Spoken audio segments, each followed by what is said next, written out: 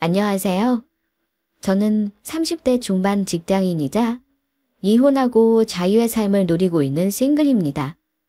결혼 생활은 4년이었고 전 남편과 사이에는 아이는 없어요. 그나마 다행이죠.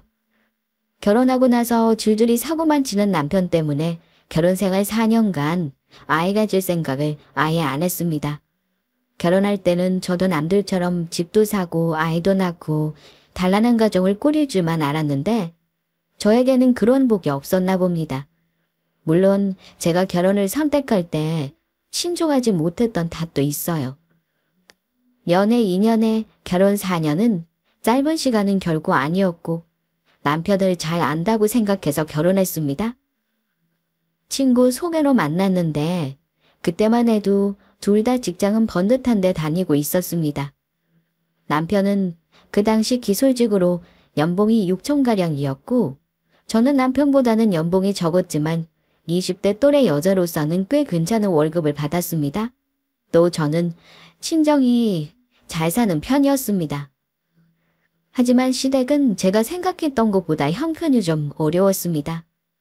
남편보다 나이 2살 많은 형이 사람 구실을 못하고 있다는 건 나중에 결혼하고 나셔야 알게 되었고요. 결혼할 때 저희 친정에서 남편을 마음에 안 들어 하셨지만 제가 거의 우기다시피 결혼했고 대신 친정 지원 안 받겠다 했어요. 부모님이 처음에는 속상해 하시면서 마음대로 하라고 하다가 나중에는 도와주시려고 했지만 제가 친정 도움 거의 안 받고 결혼했습니다. 제가 고집 부려서 결혼한 거니까 잘 살았으면 좋았을 텐데 어른 눈은 틀린 게 없다는 말이 맞는 게요. 결국 있는 돈 다 아까먹고 그나마 0에서 시작한 게 마이너스가 되어버렸으니 아마 우리 둘은 안 맞는 걸 떠나 최악의 인연이었던 것 같아요. 게다가 인간적으로 저를 배신까지 했다는 거 알고 나서 결혼은 이혼을 선택했습니다. 그런데 인과 응보라는 말이 맞는 게요. 남에게 상처 주고 죄 지으면 어떤 방식으로든 그 사람에게 돌아가는 건 확실하더라고요. 유쾌하지 않은 저의 이혼 사연을 이렇게 고백하는 이유도 남에게 상처 주면 반드시 돌려받는다는 보편적인 진리를 구독자분들께 꼭 말씀드리고 싶어서입니다. 제 결혼 생활을 떠올려 보면 저도 참 뭘 몰라도 한참 모르긴 했습니다. 결혼할 때는 저희 둘이서만 잘 사면 되는 줄 알았습니다. 남편이나 나나 월급도 많고 안정적인 직장이라 둘이서만 잘 살면 그만이지라고요. 애도 낳고 집도 사고 알콩달콩 그리 살면 되는 거라고 착각하고 있었던 거죠. 하지만 결혼이라는 게 제 생각대로 절대 흘러가는 게 아니라는 걸 살면서 알게 되었습니다. 시부모님이 능력 없고 시아주버님이 사람 구실 못하고 사는 게 저와는 상관없는 일이 절대 아니더군요. 둘만 잘 살려고 맘먹는다고 해서 절대 잘 살아지는 게 아니라는 거 왜 몰랐을까요? 저는 남들은 다 있다는 신혼의 단꼼이랄 데 없었어요. 왜냐면 남편이 결혼 직후부터 자꾸 속 썩는 일을 만들었기 때문입니다. 처음 사고 쳤던 건 결혼해서 채 반년도 안 되었을 때였습니다. 원래 저희는 돈 관리를 제가 했었는데요. 갑자기 어느 날 남편이 월급을 못 준다는 말을 하는 겁니다. 여보, 미안한데 나 아무래도 월급을 이번 달부터 못 줄 것 같아. 지난달에 미리 말하려고 했는데 혼자 해결해 보려다가 잘 안 됐어. 한 몇 달만 당신 월급으로 생활하면 안 되겠어. 그것도 월급 이틀 전에 이런 말을 하길래 저도 이유를 물었습니다. 생활비를 못 받더라도 이혼은 들어보자 싶어서요. 근데 남편이 한다는 소리가 참 기가 막히더라고요. 저한테 상의도 안 하고 자기 형한테 돈을 빌려줬다는 겁니다. 돈 관리를 제가 하니 분명 돈도 없었을 텐데 무슨 수로 빌려줬냐고 물었더니 정말 개념 없는 대답을 하더라고요. 사실 2달 전에 형한테 돈을 좀 빌려줬거든? 금방 갚는다고 그래서 나도 카드 대출받아 빌려준 건데 형이 당장 갚는 게 힘들다 그러잖아. 일단 급한 대로 그거부터 갚는 게 먼저일 것 같아서 그래. 당신이 이해해주라. 대체 얼마나 빌려줬는데 그래? 당신 카드 대출 쓰는 거 신용 떨어지는 거 몰라. 당장 갚을 수도 없는 걸 함부로 막 빚을 내면 어떡해. 얘기 들어보니 금액은 대략 800만 원 정도였습니다. 형이 2달 안에 갚는다고 했는데 여의치가 않은가 봐. 너도 알잖아. 우리 형 지금 벌이가 시원찮은 거. 우리가 좀 힘들어도 참자. 그래도 우리는 둘이 벌잖아. 내가 몇 달만 월급으로 다 갚아버릴게. 이해해줘. 저는 화가 났지만 형님이 갚겠다고 했다니 그 말을 믿었습니다. 오련이 알아서 갚겠거니 하고 그 후에는 잔소리를 하지 않았는데 나중에 확인해보니 갚기는커녕 동생 돈을 쓴 걸 당연히 안 갚아도 된다는 듯 여기는 모습에 저만 속이 터져나간 적이 있었습니다. 제가 뒤에서 남편을 다그쳐서 겨우 100만 원 돈 돌려받았을 겁니다.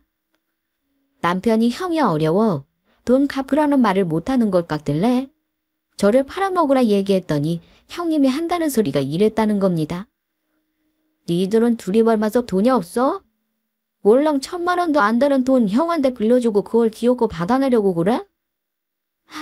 재수씨 그렇게 안 받는데 참 속이 좁네. 우리 집 시집와서 우리 식구 됐으면 그깟 돈 아까워하면 안 되는 거지.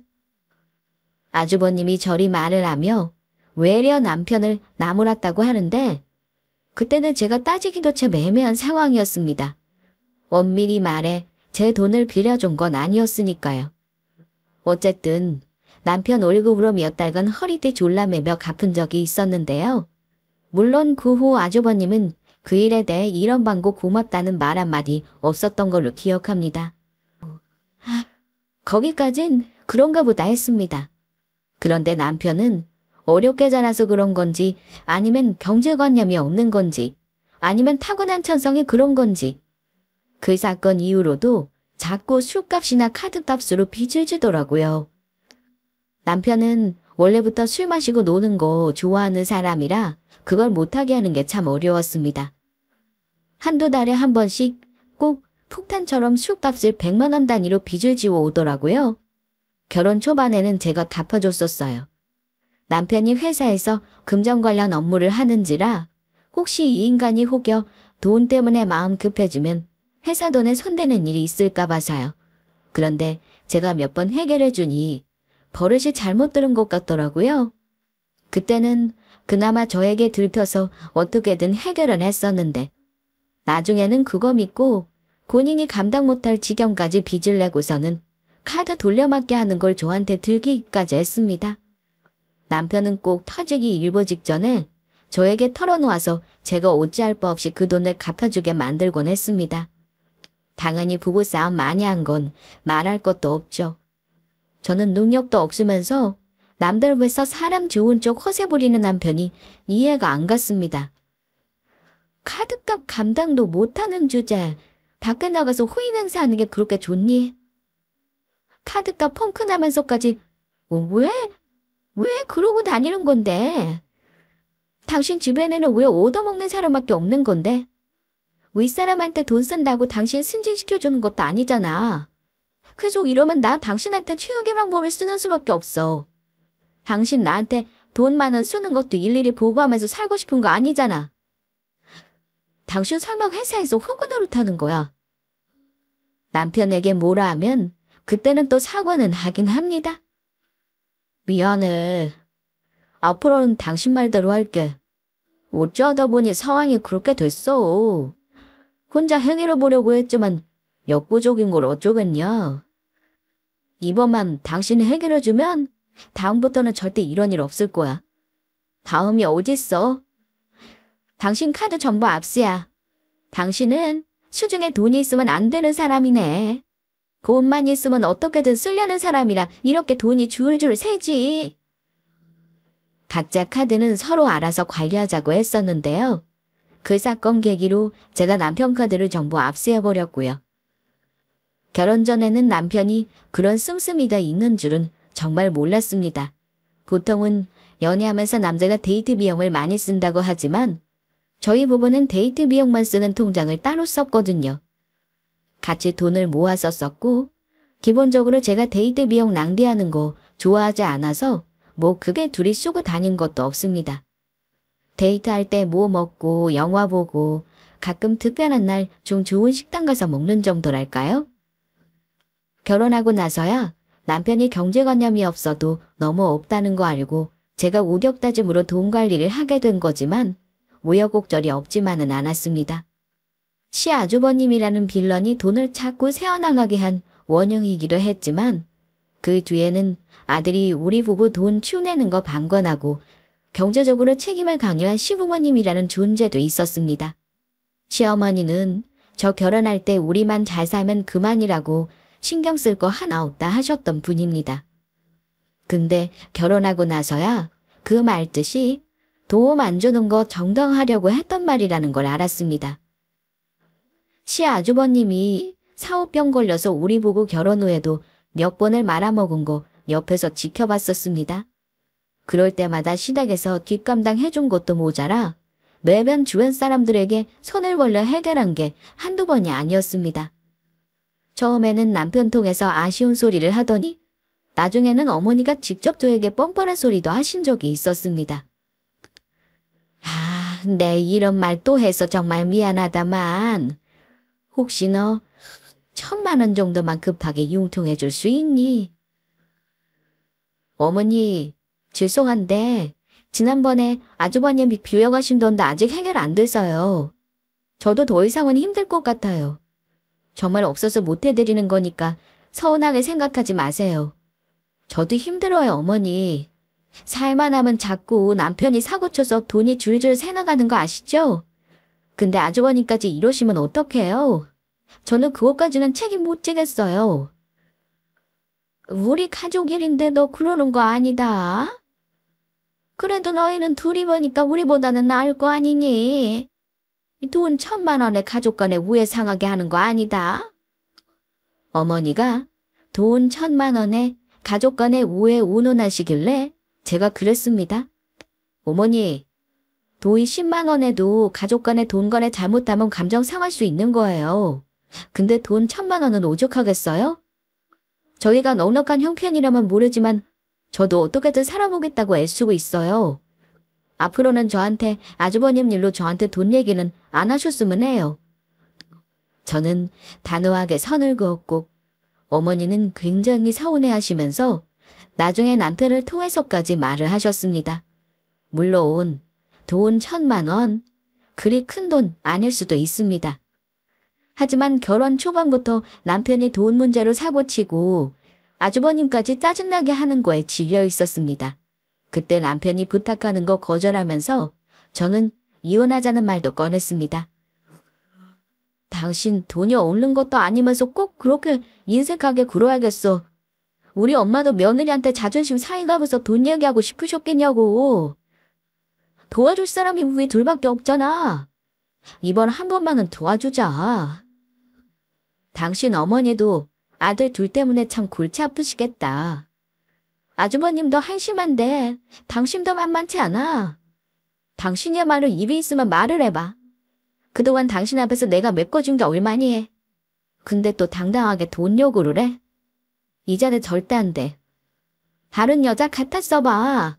당신 당장 이혼감인 거 몰라? 한 번만 더 이러면 결혼할 때 서로 들인 돈 똑같이 나누고 당장 이혼할 거니까 그런 줄 알아. 제가 이혼하겠다는 말을 하자 남편도 그제야 움찔하더군요. 남편은 저에게 지은 죄가 많은 사람이라 자기 어머니가 서운하시다는 말을 전하면서도 저를 이기지는 못했습니다. 만약에 남편이 그때 저를 이겨먹었으면 아마 그때 더 흉한 꼴 보기 전에 이혼하지 않았을까 가끔 생각을 하기도 합니다. 어쨌든 남편은 뒤로 호박씨 까면서 무명하게 구는 사람이라 나중에 더 큰일로 이혼하게 되었지만요. 원래 저는 결혼 전에는 돈 걱정하고 산 적이 없었습니다. 그런데 참 이상한 게 결혼하고 남편과 가족이라는 이름을 엮이고 나서부터는 금전적으로 계속 힘들었습니다. 그것도 제가 사고친 거 아니고 남편이 사고치거나 시숙이 사고치는 것 때문에 매번 뒤통수를 맞았고요. 저는 그때부터는 어머니가 서운하시든 말든 선을 긋는 게 먼저라고 생각했습니다. 그 뒤 어머니와 사이가 어색해졌지만 저는 남편이 얌전히 직장 다니는 거 하나만 믿고 어떻게든 월급 굴려가며 재테크를 열심히 했습니다. 그러다가 결혼 2년 만에 전세 끼고 갭 투자해서 아파트를 하나 어렵게 장만했습니다. 요즘 부동산 얘기하는 거 참 조심스럽지만 저희 친정 부모님은 거의 부동산으로 돈을 버셨고 저한테도 좋은 물건지 추천해 주신 적 많아요. 제가 돈이 부족해 못 사겠다고 했더니 친정엄마가 너무 좋은 기회인데 날리는 거 아깝다며 돈 몇천만 원을 보태주신 덕에 어렵게 장만한 아파트였습니다. 저희 부모님 보는 눈이 틀리지 않아서 운 좋게도 그때 사놨던 아파트가 우리 신혼 때 얻은 전셋집 만기달 무렵 많이 올랐어요. 그때는 부동산 상승 시기이기도 했고 교통 호재가 터지는 바람에 오름세가 굉장했습니다. 일주일 만에 호가가 몇천이 오르기도 했어요. 제가 돈 관리를 했으니까 우리 재산 불리는 게 저는 재밌었습니다. 세입자 내보내면서 우리 살던 집 보증금만으로 부족해 대출을 일부 받긴 했지만 집이 엄청 올라서 기분은 정말 좋았습니다. 하지만 운 좋게 마련한 첫 집을 남편 때문에 허무하게 날려버릴 줄은 꿈에도 몰랐습니다. 그때까지만 해도 이런 식으로 내 결혼생활 버킷리스트를 하나하나 달성하면 되는 줄 알았습니다. 그런데 그때부터는 또 남편이 다른 문제로 속을 썩이기 시작했습니다. 남편이 무슨 바람이 들었는지 사업을 하겠다는 고집을 피우기 시작했는데요. 여보, 나 아무래도 직장은 빨리 관두고 나오는 게 낫겠다 싶어. 이제 업무 돌아가는 것도 다 배웠고 웬만한 거래처 사람들하고 친분도 쌓았단 말이지. 내 입사 동기는 작년에 관두고 나가서 사업하는데 나더러 얼른 나와서 내 사업하라고 그러더라. 저는 아주버님 사업 말아먹은 걸 옆에서 몇 번을 지켜봤기에 당연히 남편을 뜯어 말렸습니다. 남편은 원래 결혼 전부터 직장 생활이 적성에 안 맞는다는 말을 자주 하긴 했습니다. 근데 그 말이 월급쟁이들이 출근하기 싫어서 투정 부리는 게 아니라 회사를 관두려는 밑밥이었던 거죠. 월급 잘 나오고 꾸준히 다니면 정년이 보장되는 탄탄한 회사임에도 남편은 다니기 싫다는 말을 수시로 하더니 급기야 직장을 그만두겠다는 말을 했습니다. 그때 남편의 나이가 고작 33, 저는 29이었습니다. 경험도 없는 사람이 사업을 하겠다는데 당연히 저와 부딪힐 수밖에 없었죠. 내가 애초부터 이 회사 들어가서 일 시작한 것도 딱 5년만 일 배우고 사업하기 위해서였어. 사업만 잘 되면 적게 일하고 돈 많이 벌게 되는 게 눈에 보이는데 당신이 뭘 안다고 남자가 하겠다는 일을 막아? 사업이 당신 말대로 쉬운 줄 알아. 뭐 제발 철없는 소리 좀 하지 마. 세상에 돈 벌기 쉬운 일은 없어. 사업병도 고치기 힘든 불치병 중 하나라더니 남편은 제가 아무리 반대하고 뜯어말려도 요지부동이었습니다. 무슨 돈으로 사업 자금할 거냐고 했더니 퇴직금이랑 자기 이름으로 대출을 받겠다더군요. 생각만 해도 속이 답답했죠. 대출을 받아도 수입이 없게 되면 그 돈은 어찌 갚겠어요? 또 내 몫이 되지 않겠나 불길한 예감이 들었습니다. 그러더니 결국 남편은 저에게 말도 하지 않고 마음대로 직장을 관둬버리더군요. 가만히 생각해보니까 이 인간은 저라는 믿을 구석이 있어서 더 막무가내로 굴었던 것 같기도 합니다. 그때 남편이 사업을 시작하게 된 게 결과적으로는 우리가 이혼하는데 제일 큰 원인을 제공한 셈이긴 합니다. 제 반대를 무릅쓰고 시작한 사업이니까 본인도 아마 잘하고 싶었을 겁니다. 퇴직금에 대출금 보태 사무실을 차리더니 직원까지 2명을 고용해 어찌어찌 사업을 꾸려갔습니다. 몇 달간은 잘 되는지 생활비도 꼬박 주더라고요. 하지만 세상 일이 그렇게 쉬우면 개나 소나 다 사업하지 뭐하러 남 밑에 들어가 일하며 월급 받고 살겠어요? 그런데 사람이 안 되려니까 운도 지질이 없어서는 사무실 차린 지 반년 좀 지나서 코로나가 터져버리며 큰 위기를 맞게 되었습니다. 그때는 자영업 하시는 분들 중에 안 힘든 분 없었을 겁니다. 주식도 폭락했고 식당이며 카페며 못 버티고 문 닫는 곳도 많았고요. 남편 사업도 당연히 경기를 타는 업종이라 타격이 컸을 겁니다. 그때부터 남편은 코로나 핑계를 대며 생활비를 비롯 일체의 돈을 제게 주지 않았습니다.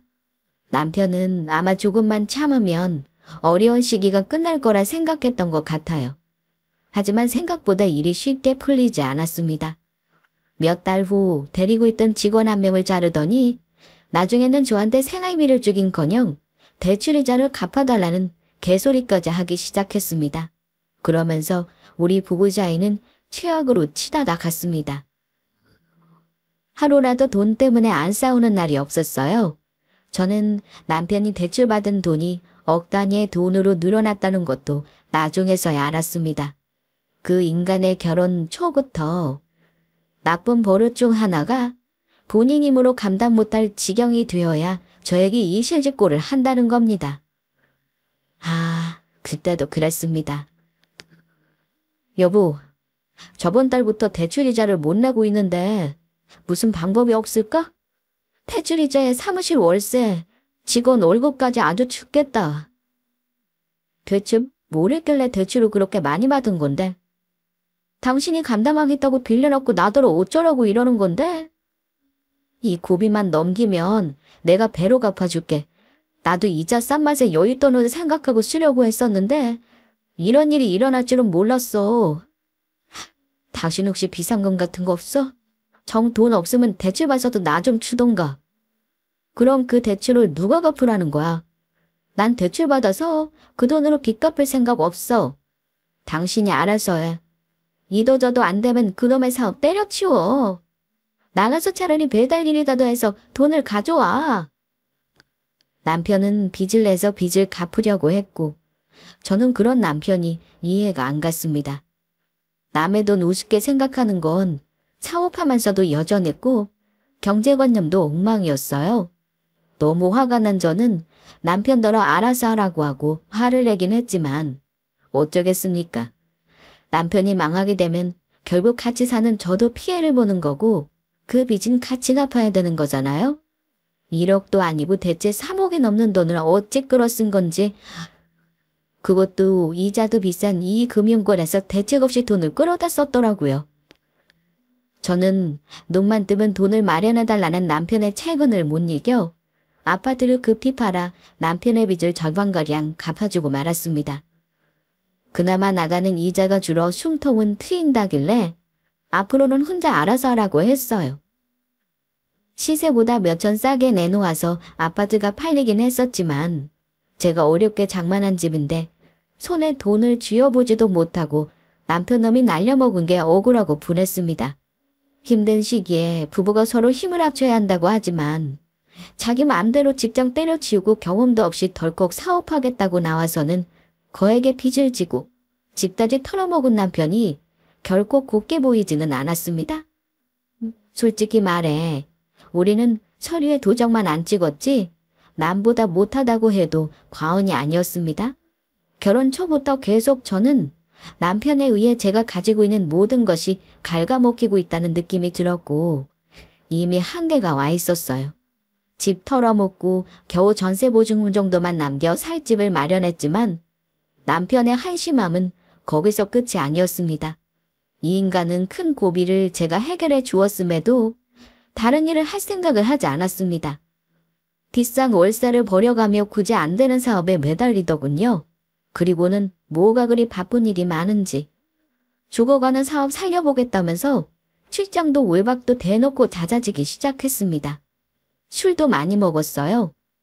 남편 사업은 큰 회사에 오더를 맡은 게 중요한지라 접대가 일상이라는 말도 늘 했고요. 물론 남편은 그 시기에 저에게 생활비 한 푼도 주지 않았습니다. 집 털어먹을 때 전세 얻으면서 제 명의로 대출을 받았는데 그거 갚는 것도 제 몫이었습니다. 그러면서 한다는 소리가 나 아직 남아있는 빚 갚으려면 갈 길이 구말리야. 죽기 전에는 갚아야 하는데 숨막힐 지경이다. 당신한테는 앞으로 돈 안 갖다 줘도 괜찮지? 우리가 애가 있는 것도 아니고 내가 집에서 많이 먹지도 않으니까 당신이 생활비는 감당해. 내 집 팔아서 본인 빚 갚았으면 제발 염치라도 있어라. 그러려면 집에 아예 들어오지도 마. 아예 각자 살지 뭐하러 집에는 기어들어오니. 남편은 제가 돈을 버는 거 아니까 아예 안 줘도 된다고 생각한 거죠. 저는 남편에게 그저 기댈구석이었던 겁니다. 그쯤 되니까 저는 그냥 남편을 포기하다시피 했어요. 결혼 3년이 넘어가면서 저는 지쳐갔습니다. 이럴 바엔 왜 결혼을 했나 싶고 당연히 남편 아이를 낳고 싶은 생각도 없었어요. 어머니는 가끔 전화해서는 돈 얘기를 하면서 남의 속도 모르고 제 속을 뒤집어 놓았고요. 그런데요. 사람 인연이 안 되려니까 참 무서운 일이 일어나기도 하더라고요. 남편과 싸우기만 하면 이혼 운운하며 서로 나를 세우던 그때 결국 큰 사달이 나고 말았습니다. 어느 날 저는 모르는 번호로부터 문자를 한 통 받았습니다. 김현수 씨, 아내분이신가요? 딱 한 줄의 문자였지만 뭐지 싶었고 느낌이 이상했습니다. 그런데 문자만 보냈을 뿐 제가 답이 없자 아무 반응이 없더라고요. 저는 고민 끝에 그 번호로 전화를 걸었습니다. 그런데 여보세요? 라며 대답하는 수화기 넘어 여자 목소리를 듣는 순간 당황한 제가 먼저 전화를 끊어버리고 말았습니다. 그런데 10분 후에 다시 전화가 오더군요.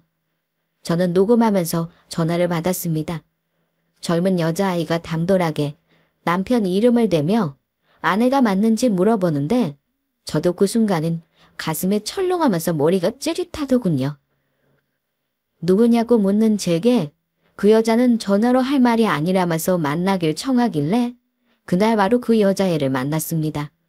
집 근처로 오겠다는데 어디 들어가자니 동네 사람의 해냐 보거나 대화 내용을 누가 들을까봐 창피해서 제 차에서 만났습니다. 그 당시 어린애들이 즐겨 입는 트레이닝복에 머리는 만더처럼 올려 묶고 내가 들어와서 옆에 앉았는데 할문이 막히더라고요. 너무 어려 보여서요. 겉보기에는 그냥 평범한 20대 여자였습니다. 기가 막혔지만 제가 먼저 입을 열었습니다. 대체 누군데 나한테 만나자 그러는 거죠? 용건만 말해요. 대충 짐작하고 있는 것 같으니까 저도 길게 말 안 할게요. 저 사장님 사무실에서 일하다가 몇 달 관둔 직원이에요. 그쪽 남편이랑 지금 만나고 있고요. 만난 건 8개월 넘었고 사장님 처음에 저한테 유부남인 거 말도 안 했어요. 근데 지난달에 임신한 거 알았는데 유부남이라고 털어놓더라고요. 얘기 듣기론 두 사람 사이에 애도 없다고 들었어요. 저한테 그쪽하고 헤어지면 당연히 저랑 결혼할 거라고 했는데 제가 마음이 좀 급해서요. 제가 홀몸이 아닌데 둘이 이혼을 안 하기라도 하면 제가 낭패 보는 거잖아요. 그래서 찾아왔어요. 저한테 당돌하게 한다는 소리가. 남편의 애를 가졌으니 저더러 이혼을 해달라는 거였습니다. 아, 너무 기가 막혔지만 한편으로는 잘 됐다 싶기도 했습니다. 안 그래도 폐기 처분하려던 인근 좋은 구실이 생겼다 싶어서요. 그래도 상간녀에게 냉큼 이혼하겠다고 하기는 분했습니다. 남편이 네 앞에서 총각 행사라도 했다는 거니? 웃기지 마. 아무리 처음에 총각 행사를 했어도 유부남인 거 알았으면 그만뒀어야지. 너는 알면서도 끝낼 생각이 없었던 거야. 남편이 대체 무슨 말로 꼬셨니? 너도 참 어지간히 급했나 보다. 애까지 가지고는 들이밀다니. 급하긴요. 사장님이 저 사는 사무실 근처로 오피스텔도 얻어주고 월세도 내주셨어요. 제가 꼬신 게 아니라 그쪽 남편이 저한테 저 몸매다 듣다고요. 이유 관두고 나서는 아주 대놓고 들이댄 게 사장님이라고요. 저는 남편이 그 여자애를 꼬드긴 과정은 별로 듣고 싶지 않았습니다. 그래서 그럼 나 몰래 계속 만날 것이지 왜 만나자고 한 건데? 모르겠어요? 사장님이랑 이혼하시라고요. 사장님이 저한테 사모님 욕 얼마나 많이 한 줄 모르죠? 그쪽이 좋아서 같이 산 거 아니라는 건 잘 알잖아요. 돈 때문에 어쩔 수 없이 같이 살았다고 하던데요? 근데 사장님도 돈 잘 버는데 굳이 그쪽이랑 살게 하고 내 애를 아빠도 없는 애 만들고 싶지 않거든요. 제가 미리 기회를 드린 거니까 잘 생각해보세요. 아, 내 자리가 그렇게 탐이 나나 본데? 좋아. 일단 그 인간 애 가졌다니까 어쩌겠어? 애 없는 내가 이 집을 나가줘야지. 대신 뒷감당은 쉽지 않을 거야. 근데 내 남편은 네가 나한테 찾아와서 외도 사실 부렸다는 사실은 알고 있는 거니.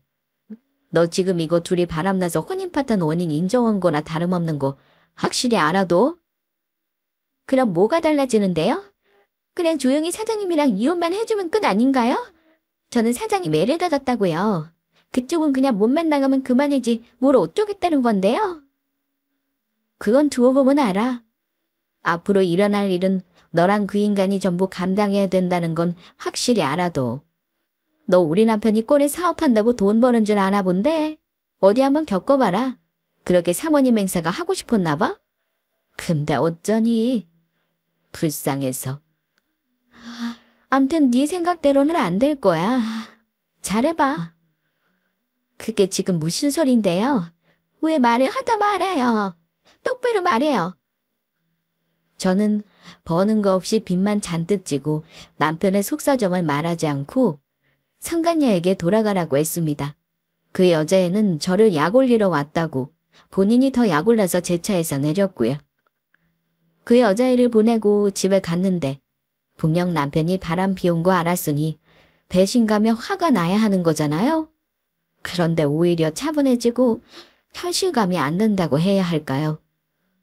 이혼 고민하고 살면서도 남편이 순순히 이혼 안 해줄 거 뻔해 구실이 없었는데 솔직히 웬 떡이냐 싶기도 했습니다. 이것처럼 확실한 이혼 구실이 어딨겠어요?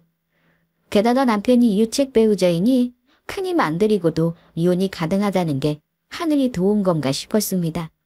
저는 그 후 남편 상간녀와의 대화를 녹음해 놓은 걸로 이혼 소송과 상간녀 소송을 할 결심을 했습니다. 남편에게는 굳이 모른 척할 필요도 없었어요. 그 여자와 대화한 거 녹음 파일 보내줬더니 바로 집에 달려왔더라고요. 보통 외도가 들통난 남편이 정상적으로 보이는 반응은 대부분 외도를 부인하거나 싹싹 비는 거라면서요? 그 인간도 다를 거 하나 없었습니다. 본인이 책임질 일 하고 나서는 발뺌하고 상황을 모면하려고 하더군요.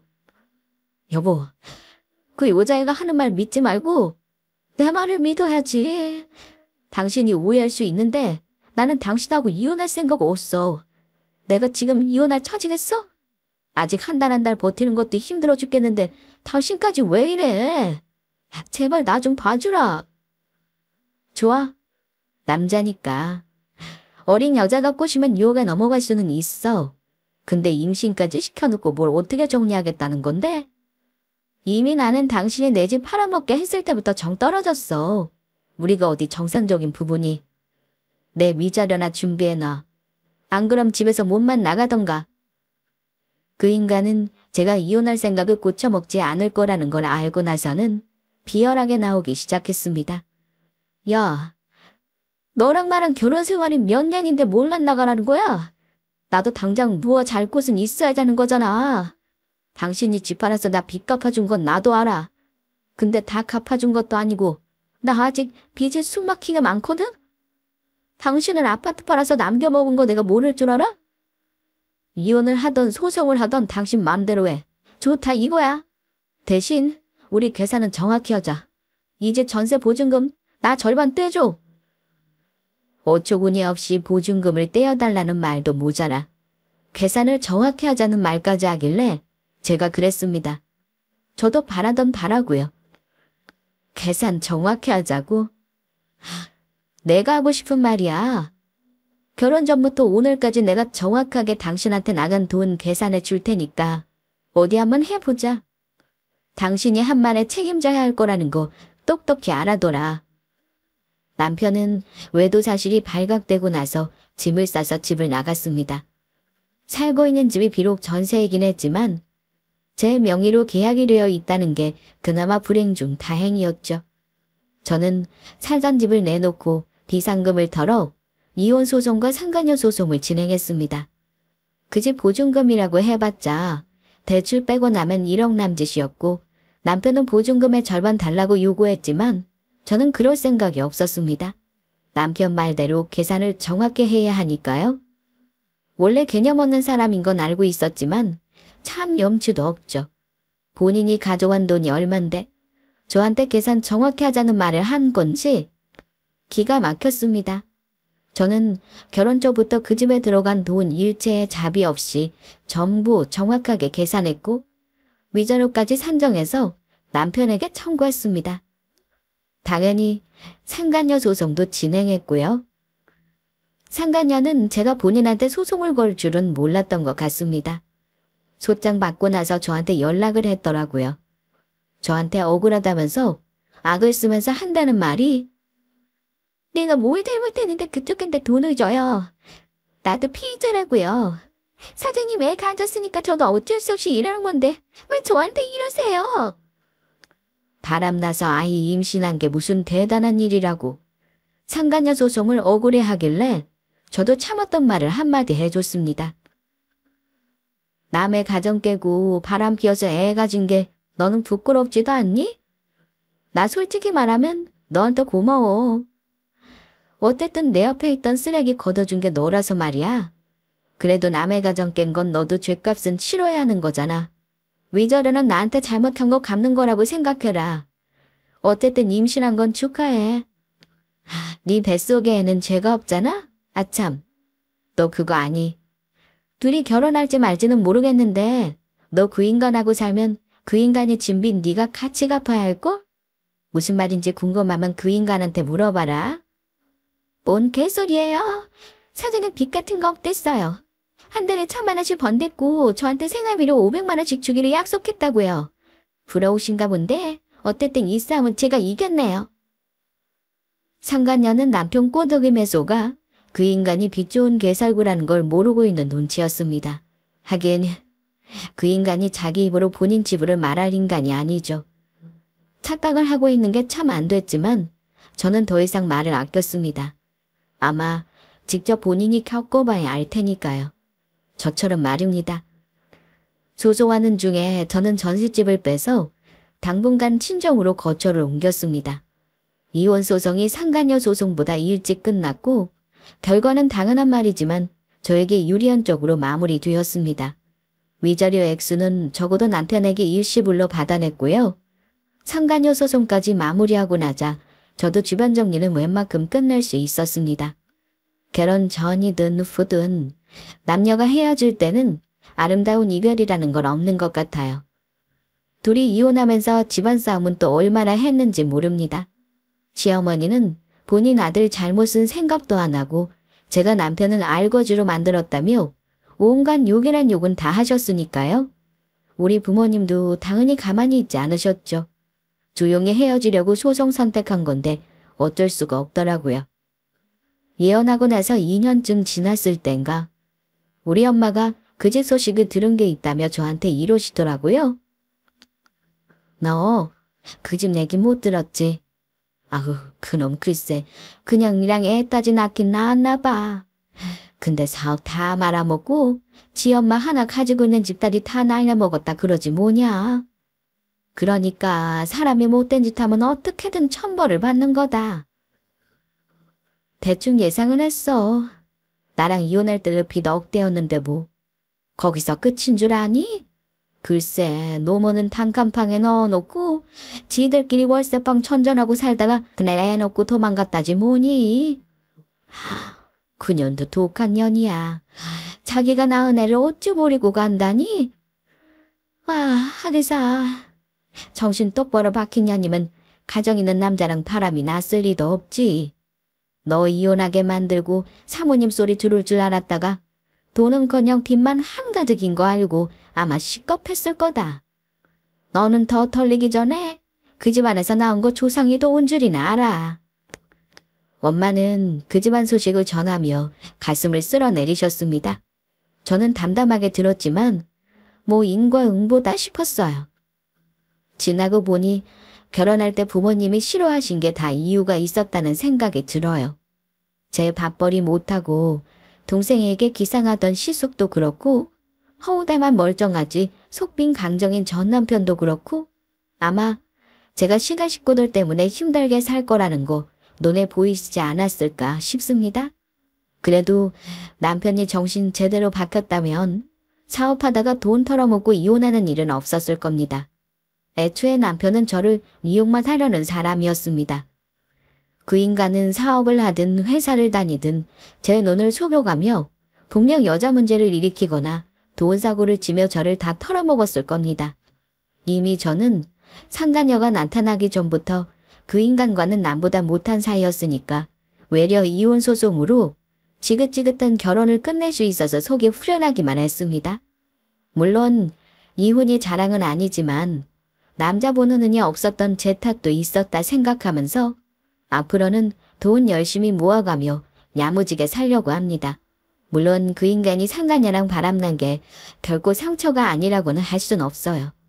아무리 남편이 싫었어도 저는 외도라는 걸로 남편을 배신할 생각은 없었는데 남편이 그랬다는 게 충격이긴 합니다만 어쨌든 끼리끼리 논다고 똑같은 년이 그 인간 제 인생에서 파간 거 참 고맙게 생각합니다. 어쨌든 남한테 상처 주는 것들은 결코 끝이 아름답지 않다는 거 꼭 알아두셨으면 합니다. 우리 구독자분들은 지금 옆에 있는 사람을 소중하게 여기고 행복한 가정을 꾸리시길 바라겠습니다. 부디 상간녀 불륜남들은 남의 가슴에 대못 박지 말고 끼리끼리 어울려서 사시길 바랍니다. 제 사연은 여기까지 하겠습니다. 즐겁지 않은 사연을 끝까지 경청해 주셔서 감사합니다.